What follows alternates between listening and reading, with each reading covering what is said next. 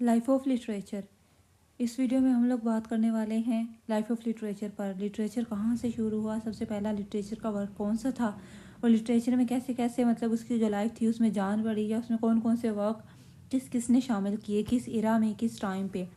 तो इस चीज़ को हम लोग बोलेंगे life of literature.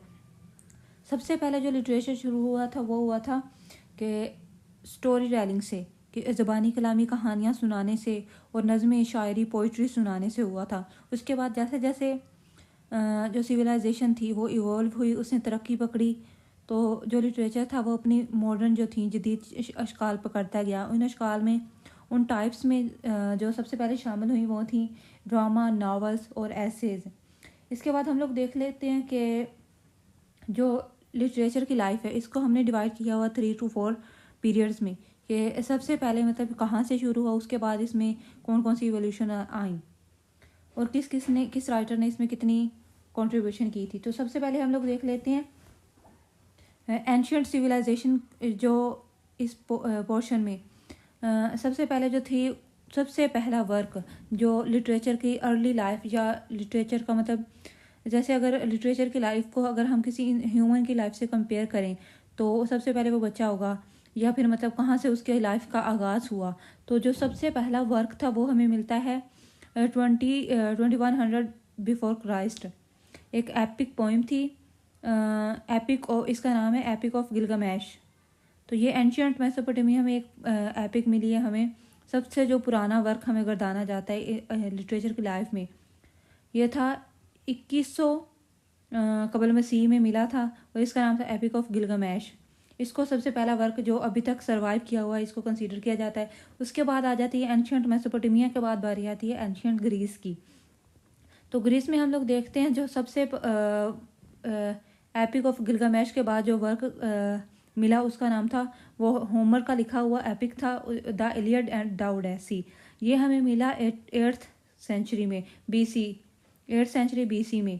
8th century कबल मसीह में ये मिलने वाला ये work the Iliad and Odyssey था तो बहुत पुराना, लेकिन ये अभी तक सर्वाइव किया हुआ था। तो अभी तक 2 वर्क हो गए। उसके बाद आ जाता है हमारे पास एंशियंट रोम का इरा आ जाता है। इसमें आता है कि वर्जिल्स एनीड, ये हमें 19 बिफोर क्राइस्ट में मिला। ये भी एक रोमन का मास्टरपीस माना जाता है लिटरेचर में। एंशियंट सिविलाइजेशन में अब हमारे पास 3 वर्क आ रहे हैं, एक एंशियंट मेसोपोटामिया में आ रहा है, फिर एंशियंट ग्रीस, और फिर एंशियंट रोम में। उसके बाद जो नेक्स्ट एज आ रही है हमारे पास वो है Middle Ages to Renaissance. Renaissance में जो हमारे पास 2 पीरियड है, एक मेडिवल पीरियड और दूसरा रेनेसेंस पीरियड। मेडिवल पीरियड में हमारे पास जो सबसे पहला वर्क आ रहा है लिटरेचर की लाइफ में जिसने कंट्रीब्यूट किया वो था कैंटरबरी टेल्स। ये 14th सेंचुरी में मिला, और उसके बाद इसका राइटर था Geoffrey Chaucer, is a corner stone of English literature. उसके बाद आ जाता है हमारे पास रेनेसेंस।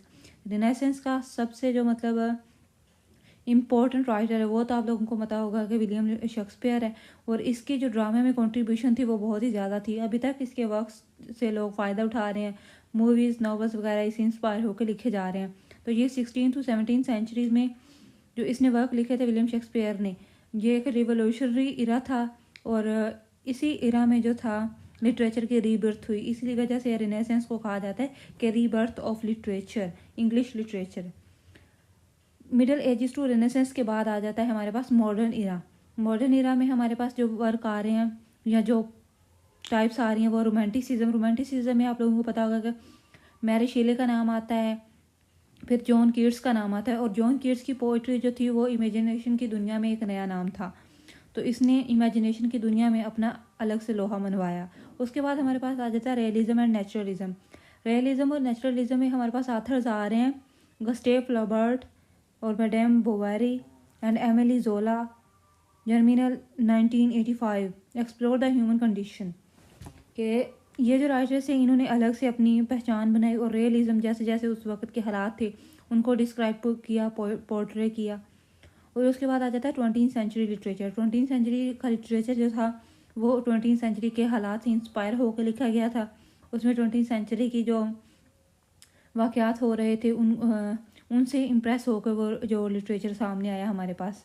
उसमें राइटर्स आ रहे हैं James Joyce, Ulysses, Virginia Woolf का मिसेस डलवे, जो 1925 में लिखा गया, और गैब्रियल गार्सिया का 100 ईयर्स ऑफ सॉलिट्यूड लिखा गया। ये वर्क बहुत इंपॉर्टेंट है, आप लोग ज़रूर इसको पढ़िएगा। Push the boundaries of literary innovation, कि इन्होंने लिटरेचर की जो इनोवेशन थी उसमें एक अलग से बाउंड्रीज बनाई, उसको एक्सपेंड किया, इन्हेंस किया। तो अभी जो अब हमारे पास लिटरेचर आ रहा है, लिटरेचर की लाइफ का जो कंटेम्परेरी टाइम चल रहा है, उसमें क्या आ रहा है कि उसमें डाइवर्स वॉइसेस, कि बहुत से लोग, पहले तो कुछ नाम ही सामने आते थे, लेकिन अब बहुत से डाइवर्स वॉइसेस आ रही हैं। अलग अलग इरा से, अलग अलग एरिया से हमारे पास राइटर्स आ रहे हैं। और उसमें जो इम्पोर्टेंट आथर्स हमारे पास अभी तक सामने आए हैं वो हैं आथर्स लाइक टोनी मॉरिसन और जंपा लाहिरी। ये जो नाम है, इन्होंने अलग से अपनी मतलब पहचान बनाई वो लिटरेचर में, मतलब बहुत ही इम्पोर्टेंट वर्क्स शामिल किए। एक्सपेरिमेंटल फॉर्म्स हैं, डाइवर्स वॉइसेस के अलावा इसमें बहुत से लोग राइटर्स शामिल हुए हैं लिटरेचर में। और उसके बाद एक्सपेरिमेंटल फॉर्म्स बहुत सी आई हैं, कि बहुत से लोगों ने नई नई लिटरेचर की जो फॉर्म्स थी उन पे एक्सपेरिमेंट किया और उन पे लिखना शुरू किया। उनमें राइटर्स आ रहे हैं हमारे पास डेविड फॉस्टर वेलेस, इन्फिनिट जेस्ट, इसने लिखा था 1996 में। और जेनिफर ईगन, इसका वर्क है a visit from the goon square, 2010 में लिखा गया। इन्होंने अलग से जो एक नरेटिव स्ट्रक्चर और स्टाइल था उसको मुतारफ़ करवाया।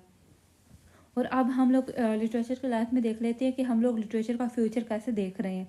तो लिटरेचर का जो फ्यूचर है उसमें डिजिटल एज आ गई है, कि अब डिजिटल फॉर्म्स आ गई, टेक्नोलॉजीज एमर्ज हो चुकी हैं और लिटरेचर को जदीद अशकाल में लिखा पढ़ा जा रहा है। इसमें जो है e books, audio books, online platforms जो इंक्रीज़ हो रहे हैं डे बाय डे, तो इन्होंने बहुत ही ज़्यादा कंट्रीब्यूशन की है लिटरेचर को ट्रांसफॉर्म करने में, लिटरेचर को एक्सपेंड करने में और आम आदमी तक पहुँचाने में। फिर इसके बाद आ रही है ग्लोबलाइजेशन। लिटरेचर जो है ग्लोबल हो गया है ये जदीद इरा में, और नेक्स्ट जो आ रहा है वो इससे और मतलब और ग्लोबल होगा literature. Authors from diverse backgrounds, author जो थे वो उनका बैकग्राउंड स्पेसिफिक नहीं था, हर बैकग्राउंड से आथर सामने आना शुरू हो गए हैं, कि हर इंसान लिखना शुरू कर रहा है, राइटर, स्टूडेंट्स, टीचर्स, कुछ भी सब लिख रहे हैं। और literature continue to evolve reflecting the complexities and diversity of human experience. अब लिटरेचर में ह्यूमन एक्सपीरियंस को भी लिखा जा रहा है, तो लिटरेचर की जो लाइफ है वो अब लिमिटेड नहीं है, अनलिमिटेड हो चुकी है और डाइवर्स हो चुकी है, और इसकी जो एज है वो डिजिटल हो चुकी है। तो ये थी हमारी आज की वीडियो। अगर आपको वीडियो अच्छी लगी हो तो इसे लाइक, शेयर और कमेंट कीजिए और चैनल को सब्सक्राइब कीजिए। Thanks for watching.